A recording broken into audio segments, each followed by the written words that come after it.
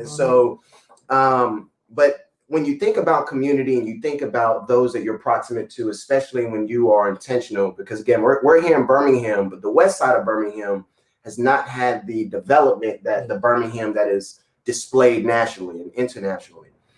So without that development, sometimes you may be ahead of the curve, and you may be one of the first. Can you tell us about some of the perceptions of those that come into the community that, you know, the term that we use, or you may hear a good bit, is gentrification, right? Okay, now you have other individuals coming into the community, and that may indicate, you know what, I see there may be some growth, there may be some transitioning happening there. What's your thoughts and premise around the term gentrification? And also, when you see some of the development that's happening here on the west side, do you see, I don't want to say the DNA of it, but is there any type of indicators that gentrification may be here as we speak? Yeah, so I appreciate you teeing it up. So I think it's important to kind of disentangle some of the aspects of what we typically refer to as gentrification. Right. So we are a part of town that has suffered from disinvestment, where this disinvestment is very nuanced. So number one, most of this community where we sit right here in 19th Street, Ensley, in the commercial district, most of this was owned by white people at one point. Yeah. And one of the largest property owners on this street was Erskine Ramsey, of which I went to Ramsey High School, and my high school was named after Erskine Ramsey. He was a businessman and a philanthropist. Right.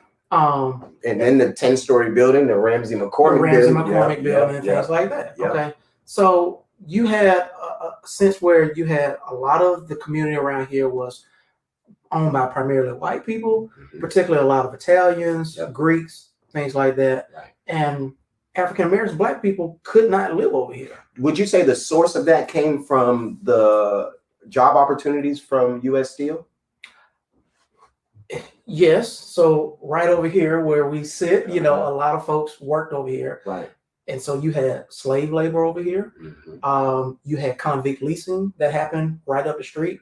Convict leasing was another form of slavery where you had people that got arrested on trumped up charges.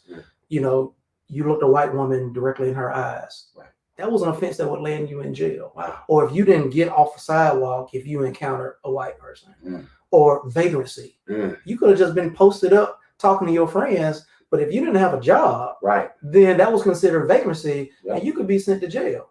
Then you get hit with all these court charges, and if you couldn't pay those charges, then essentially you had to work that off. And being able to work that off, the companies, TCI, Tennessee Coal and Iron, and other companies would then come and lease those convicts and be like, okay, well, we'll pay their charges if they come and work in these coal mines. And so that's how a lot of what we see around here was built. And then the extraction of that free or discounted labor that the people who were the convicts, if you will, never got compensated for. And then you take primarily black men out of the household.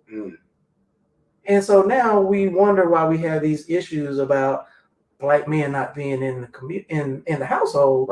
They were actually taken out of the household generations ago. Wow. I'm getting all off the point. No, you on point. So, you know, we lead up to the 50s and the 60s when you start, you know, sentiment started changing.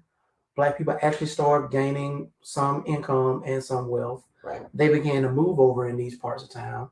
And then you had real estate agents that would say, hey, did you know that this black man, Isaac Cooper, just moved down the street from you?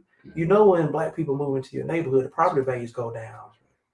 You might need to get out while you can. Can I interest you in a property over here in this area that is now over the mountain? Homewood, Hoover, or what have you.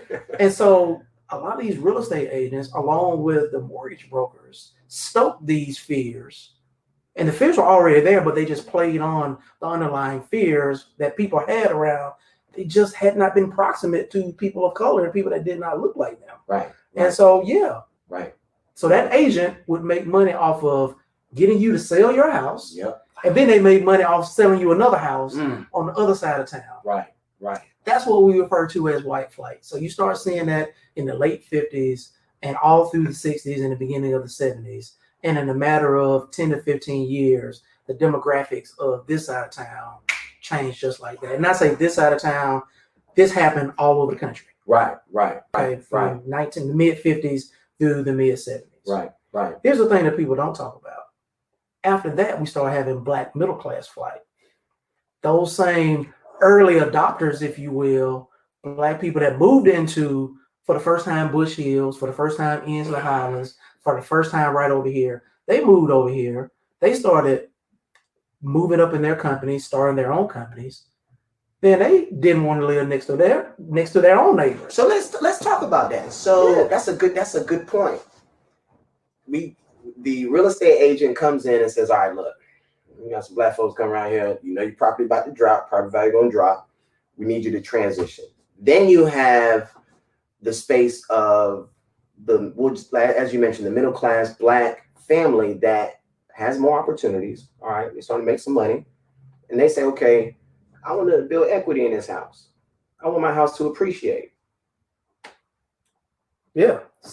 So it's tough, right? It's tough because if depreciation is not growing at a rate, maybe you even depreciating on the west side, right? But you see appreciation in Homewood, Hoover, and all these other places. And then part of the questions and we can get this deep, y'all, because we live on the west side, so there's no question about our commitment.